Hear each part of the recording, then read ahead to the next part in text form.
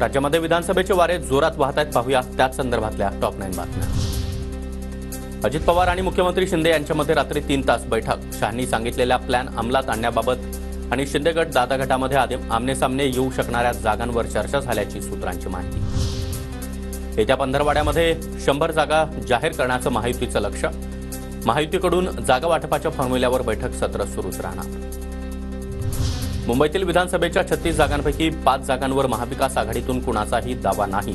Malabar hill, Vile Parle, Charkop, Borivali आणि मुलुंडची जागा कुणालाही नकोशी। 5ही जागांवर भाजपचे आमदार।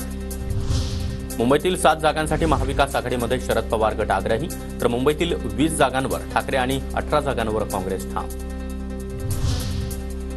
महाविकास आघाडी विधानसभेला 180 पेक्षा जास्त जागा जिंकणार। 125 जागांवर सहमती, उर्वरित जागांवर चर्चा सुरू। काँग्रेस नेते बाळासाहेब थोरात यांचा दावा।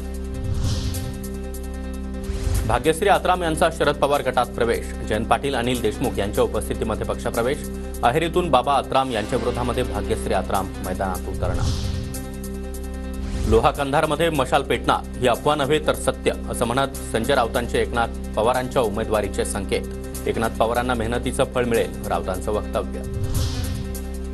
केंद्रीय निवडणूक आयोगाचं पथक सप्टेंबरच्या शेवटच्या आठवड्यामध्ये राज्यात येणार। पथकामध्ये 10 ते 12 जणांचा समावेश असणार।